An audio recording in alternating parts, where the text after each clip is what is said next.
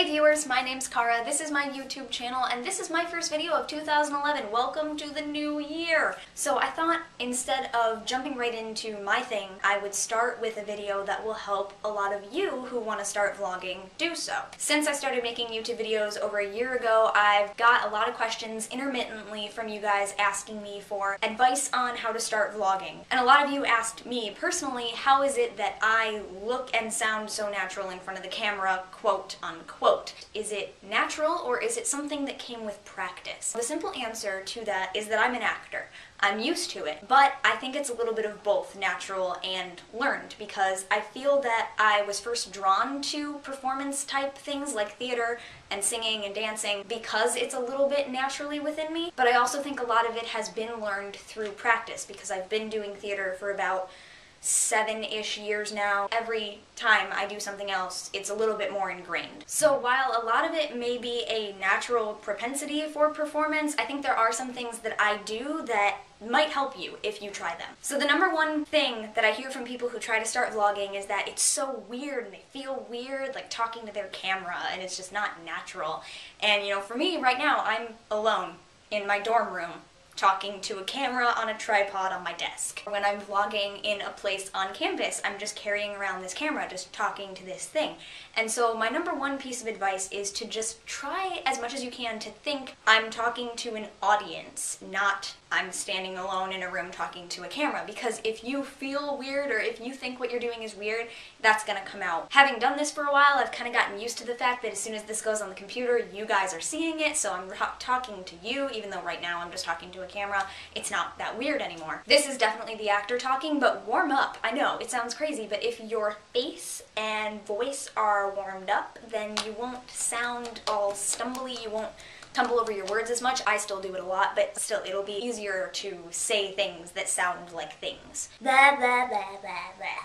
If you jump around for a minute, your body is looser, and you'll notice that in videos where I'm standing up, I move around a lot. If you normally talk with your hands, do it! I obviously do. I think the biggest secret ever that a lot of people don't employ is editing. If you have an editor, use it. For the love of vlogging, use your editor, even if it's just something like Windows Movie Maker. I started with that. If you know that you have the ability to cut out the bad stuff, then you'll feel a lot better just saying things, and then you can deal with the bad stuff later. Because I've already messed up about 20 times in this video, and you're not going to see any of that unless I choose to show you. Along with the editing thing, some of my videos are scripted. If I really want to make sure that I say certain things, I type it out on my computer. This video, for instance, my computer is right there with this list of all the things that I want to cover. And if I don't actually type out full sentences, I always at least have a dry erase board behind the camera that has bullet points of the stuff that I want to cover in that video, which really helps me keep to the point and I don't ramble that way, which is very important since you guys know I talk. So if you feel weird about talking, you don't know where to go, just make sure you have kind of a plan for what the video is going to be. And my last point of advice for vlogging is to make videos about things that you care about. When you guys ask me, what do I vlog about? I always say, do what you want to do. And I know that doesn't help you, but what I really mean is do things that you're interested in. Because if you're interested in it, you're going to be a lot more compelling. It really shows in your voice and in your movements if you're invested in the thing that you're doing. If your viewers can tell that you're not interested in the subject, why should they be interested in watching you talk about it? I always think about what I like to see in videos, and then I do that. So you'll notice that I have included elements from some of my favorite YouTubers' videos, some editing tricks that they do, some things that they say, kind of made it my own, but I've been inspired by people by things that I like to watch, and I think if I like it, some of you out there will like it. But even if there's something that you guys will really like that I just really don't like, I'm still not gonna do it just because you like it. I have to go with myself first. So do what you want to do, and as long as you're having fun with it, it'll be great. So that is my advice for beginning vlogging, but it also leads me to another point, which is request videos. There are 3 cases that happen to me a lot. Number 1 is where a bunch of people ask me a question in messages, and they don't ask me to do a video on it, but so many separate people have asked me the same question that I get tired of typing it over and over in a message, so I just make a video about it. That's what happened with this one. Number 2 is the kind of request where someone has watched a video on something that I've already done, and they've said, you know, I really don't understand that, can you go into a little more depth about this thing? And then I'll say, oh, I didn't know that you guys needed more clarification, sure, let me whip that out right now, and then I just crank out a video because it's something that I already know. The third type is my least favorite. See, I can't talk.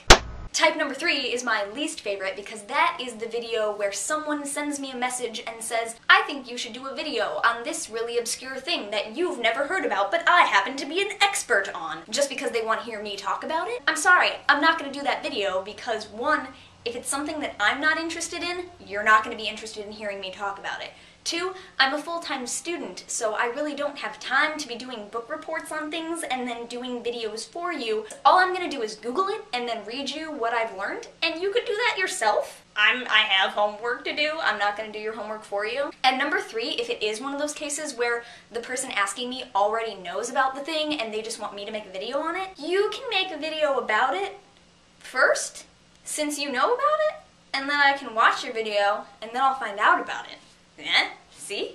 I know I sound like a jerk when I reply to these messages, and I'm like, no, sorry, I'm not gonna do that, but I never said that I take video requests, so I don't feel obligated, but like, if it's something that you know I know about and you want me to talk about it a little bit more, sure, but if it's something I've never heard of that you just want me to research for you, I'm sorry, you're being lazy, go do it yourself, I have stuff to do. However, if it is something that I've never heard of, but I really am interested in it, maybe somewhere down the line when I'm not in school and I have time to research it, I might decide to research it myself. And then if I learn things about it and develop my own opinion, I might do a video. But I'm not going to do it just because you told me to do it, because I don't have time to do that. Basically, to draw these 2 things together, vlogging advice and I'm not going to do weird requests, the thing to bring that together into one solid idea is that I make videos about things that I like, that I think I have a unique viewpoint on that I should be able to share with you, and it'll help you or you'll be interested in it. Because if I am just going to say the same thing Google says or the same thing that everyone else you've ever watched a video by says, why should I make a video? Why should you watch my video if everyone else's video says the exact same thing? So when I make videos, it better darn well be something that I think I'm going to have a very unique video on so that you will want to watch it. That is my goal. So go forth, my friends, and vlog. I will see you next time right here on this channel. Thank you very much for watching. Keep on talking, and blessed be. Because I love y'all, but I have a life.